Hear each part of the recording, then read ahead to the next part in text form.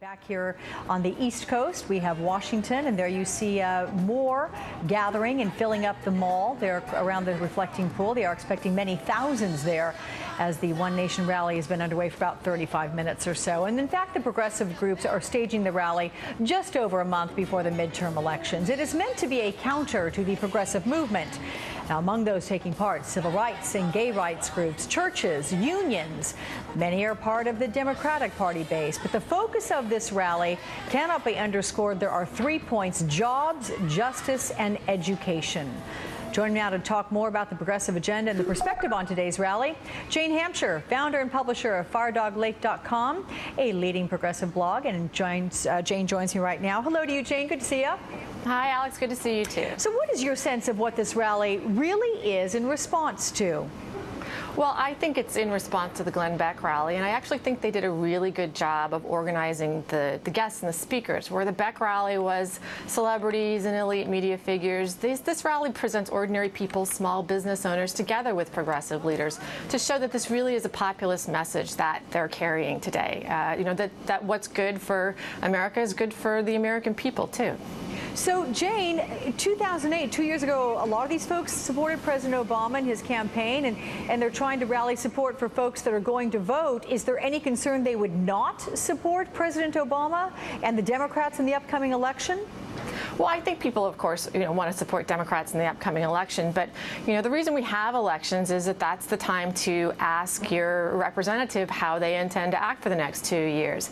And I think that one of the things that you're seeing is a little bit of conflict between a lot of these groups and the administration and the Democratic Party. These groups are very concerned that following the election, what we call the cat food commission, the deficit commission, is going to come back and try and close the deficit on the backs of old people by raising the retirement age and also by adjusting down the cost of living increase. And now is the time for people to actually be able to ask their representatives about this and get commitments. And sometimes they're being told that they shouldn't rock the boat, that they shouldn't ask tough questions because that could empower the Republicans. But I don't think that's a Democratic message. Yeah. Jane, what is the main issue that a lot of these people out there rallying today have with that which has been accomplished with the Obama administration? Is it not enough? Is it things that weren't done in the right direction? I mean, what do you think people have come here to really focus on and what they want to see changed? Well, I think that, one of the things that's happening is that these groups weren't doing this a year and a half ago when the Tea Party got organized. And so the Tea Parties were able to harvest all the populist discontent at the banks, at what was happening on Wall Street. And then the progressive groups kind of sat on the sidelines because the White House really didn't want them alienating the banks because they wanted the banks participating in their PPIP program. So, they kind of toned it down. And, that allowed the Tea Parties to harvest all of the, that anti-bank, sentiment in a time of economic insecurity.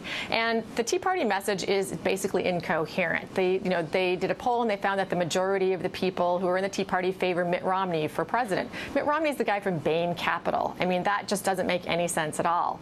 But these groups haven't been good at getting their messaging out. So I think that today they really do want to make that link with, what's good for the American people is what they represent.